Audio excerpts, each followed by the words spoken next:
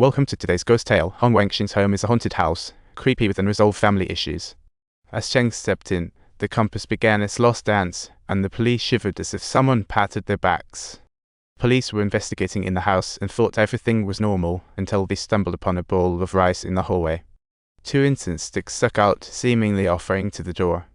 As police entered, a scary ghost appeared. The police were so spooked they bolted from Hong Wenxiong's house, lighting a cigarette for courage, while Cheng ventured alone into that eerie bedroom only to find it surprisingly spooky. Clearly, this was a place specially made for ghosts, and even stranger was that he found the talisman taped under the bed. No wonder the house was so weird. Ake saw such a unique layout for the first time. The Hong family's living room Feng Shui assembled a grand party, with trees in the east and glittering crystals in the southwest. It was at this moment that Cheng finally realized that things were far from simple. There seemed to be some suspicious and odd secrets lurking beneath the surface. He sought out the Feng Shui master who arranged the setup for Hong Wenxiong, hoping to uncover some secrets, but the master was so scared he wouldn't spill a word. After examining Hong Wenxiong's personal birth chart, Cheng still managed to catch a clue within it, and thus, on the following day during daylight, he braved the presence of ghosts once more to revisit the Hong family's residence. He meticulously searched every room and finally found the secret medical record, discovering that Hong Wenxiong actually had a son suffering from a severe case of ichthyosis. What's even weirder is that there seemed to be no sign of this child's life in the Hong's house, so Cheng and the police kept watch outside like night guards. At midnight, they saw an old lady with an incense basket ambling to Hong's, like in a horror film. 2 rushed forward, and the old lady revealed her true identity only after finding out they were cops.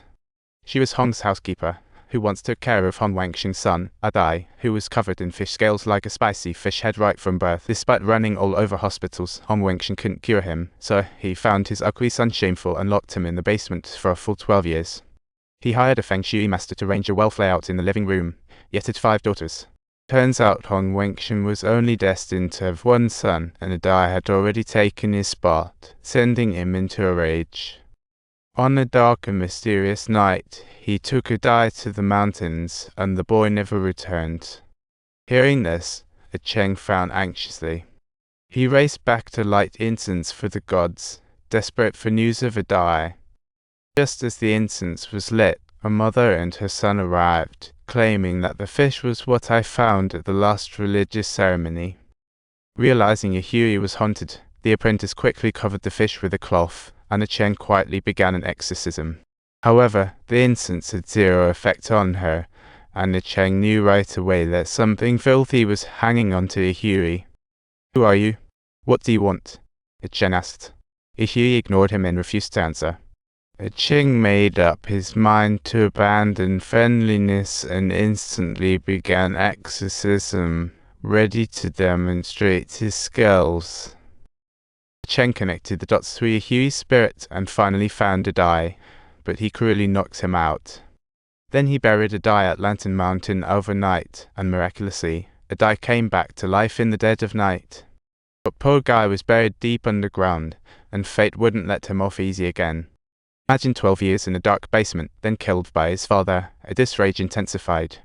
Because of that, he nearly drew in the mysterious dark energies from the mountains, turning him into an evil spirit. When Hong Wenxiong took his friends fishing up in the mountains, Adai possessed a fish and was caught by him. Finally, it even got roasted by him. How utterly chilling that is. Once home, Hong Wenxiong completely lost his grip on reality and went on a killing spree, shocking even himself. Even after getting locked up, he mysteriously escaped. What a twist. Adai was buried deep in the mountains, but Cheng found it strange that usually evil spirits would die after being fried in oil, yet Adai wasn't budging. So, early the next morning, he made up his mind to go to the place where Adai had encountered the accident, intending to summon him through magic, yet ended up getting lost in the mist. Suddenly, the compass named Liuopan shook violently, and an unusual force suddenly emerged, dragging the apprentice out from the forest, and when he reappeared, he had been possessed by an evil spirit. Their eyes turned blood red, like wild beasts, and Cheng quickly sprang into action.